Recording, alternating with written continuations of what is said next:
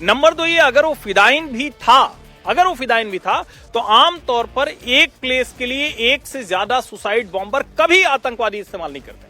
ये मतलब मैंने आज तक नहीं देखा। अगर ये होगा तो टेररिज्म की हिस्ट्री में ये अलग, ये अभी तक लग रहा है वो ये कल तक चल रहा था कि शायद 3 लोग थे गाड़ी में। अभी आज की जानकारी एक ही की आ रही है, गाड़ी में अकेला ही था वो शायद। अच्छा, लेकिन उसमें जो पार्किंग में जाते हुए दिखा है तो उसमें 2 लोग तो साफ साफ दिख रहे हैं, उसमें 2 लोग दिख रहे हैं जो पार्किंग में कर रही है। तब तो एक ही है वो जो ड्राइव कर रहा है उसको। और समझिए फिदाइन आप जो बात कर रहे हैं वो बिल्कुल ठीक है, टारगेटेड होते हैं फिदाइन हमले, लेकिन आप ऐसी स्थिति में फंस जाते हैं कि आप उस टारगेट तक नहीं पहुंच सकते। कई बार होता है ना कि आप टारगेट पर जाना है, उस टारगेट तक नहीं पहुंच सकते और आप पकड़े जाए, उससे पहले उसको एक्सप्लोड कर दे तो जो भी नुकसान होना है होता है। और वो मान लो जिंदा पकड़ा जाता तो फिर तो बहुत सारी चीजें खुल जाती ना।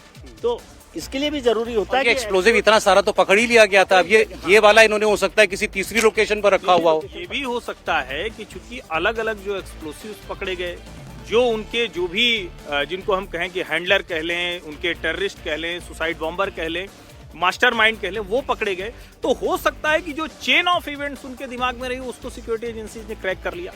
पकड़ा गया तो उसको लगा कि अब तो कुछ ना कुछ कर देना चाहिए। और वो जो इंस्ट्रक्शन है जिसको बार बार कहा जा रहा है कि जैश ए मोहम्मद का कोई हैंडलर था जो पाकिस्तान से टेलीग्राम पर भेज रहा था, तो हो सकता है कि वो उसी वक्त तो आया हो कि नहीं अब कोई गुंजाइश नहीं है।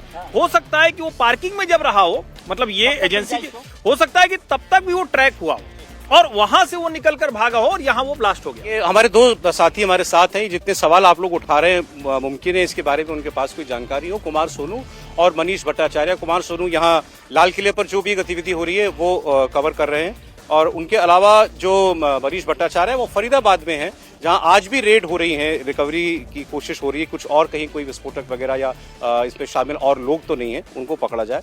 सोनू, ये सवाल कि 3 घंटे तक ये आदमी पार्किंग लॉट में क्या कर रहा था और क्या उस वक्त ये किसी से संपर्क में भी था, ये कैसे पता करेगी पुलिस? देखिए, अब 3 घंटे तक जो उमर मोहम्मद है वो पार्किंग में क्या कर रहा था, गाड़ी में बैठा हुआ था, किसके साथ बातचीत हुई उस दौरान, उसके मोबाइल फोन उसके पास कितने थे, एक था या एक से ज्यादा मोबाइल फोन थे, इन तमाम चीजों को लेकर जो है पुलिस की इन्वेस्टिगेशन चल रही है फिलहाल। और लगातार इसमें जो है दिल्ली पुलिस की क्राइम ब्रांच के साथ साथ स्पेशल सेल और तमाम लोग जो है इसमें लगे हुए हैं। फिलहाल आपको एक और बात बता दूं कि शाहीन शाहिदा की जो तस्वीर है वो आ गई है। शाहीन शाहिदा जो है वही लेडी डॉक्टर है जिसे इस पूरे मामले में गिरफ्तार किया है। अकेली वो महिला है जिसकी गिरफ्तारी हुई है और ये लखनऊ के लालबाग इलाके की रहने वाली है। तस्वीर हम आपको दिखा रहे हैं सौरभ। ये एक पूरी जो इस पूरी कॉन्स्पिरेसी की एक मेन कड़ी है शाहीन शाहिदा, क्योंकि ये मुजम्मिल की महिला मित्र थी और लेडी डॉक्टर और डॉक्टर मुजम्मिल दोनों जो है पोस्टेड थे अल फलाह यूनिवर्सिटी में जो फरीदाबाद की है। और पुलिस की इन्वेस्टिगेशन लगातार आगे बढ़ रही है। पुलिस जो है ये जानने की कोशिश कर रही है कि आखिर इनका हैंडलर कौन था, क्या वो हैंडलर जो है क्रॉस बॉर्डर बैठा हुआ था या फिर कश्मीर में ही कहीं छुपा हुआ है। ये तमाम पॉइंट्स को लेकर जो है पुलिस अभी फिलहाल जांच में जुटी हुई है। जी,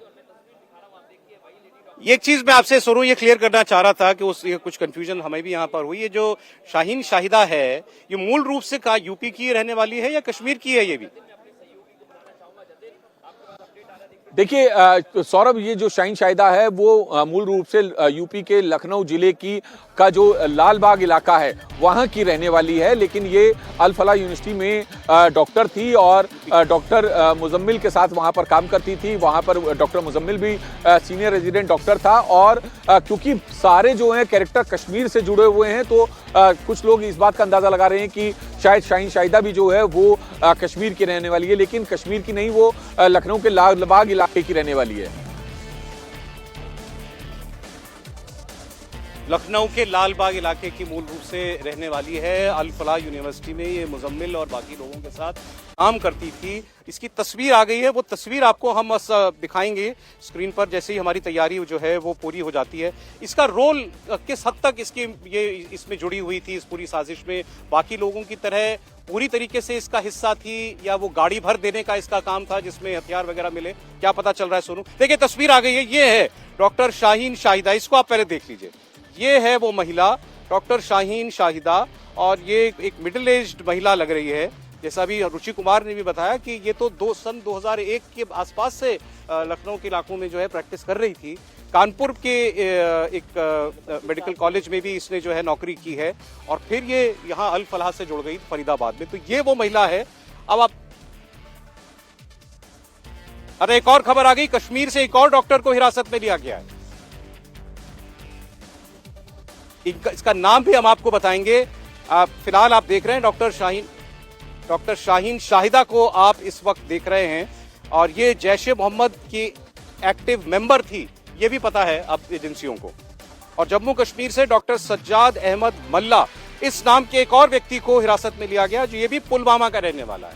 तो पुलवामा से सारे तार जो है बेसिकली कनेक्ट हो रहे हैं और ये डॉक्टरों का एक गिरोह है पूरा, जो कि आतंकवाद में लिप्त है, सीधे जैश ए मोहम्मद से जुड़े हुए हैं। और ये शाहीन शाहिदा जैश ए मोहम्मद की जो महिला विंग है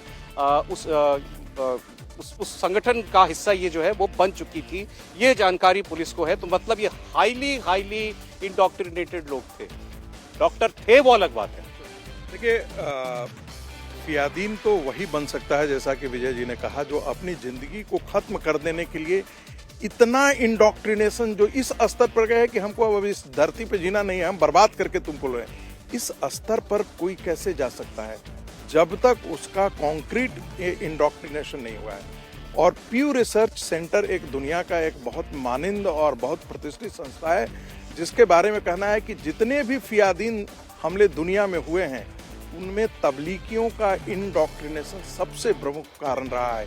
ये प्यू रिसर्च सेंटर का ये मानना है कि ये इंडोक्ट्रिनेशन जो है वो कट्टर इस्लाम, जिसको हम कहते हैं प्योर, उसमें कोई ये नहीं है। पूरी धरती हमको इस्लामाइज कर देना है, इसके लिए हमको जो करना है हम करेंगे, हम किसी भी हद तक जा सकते हैं।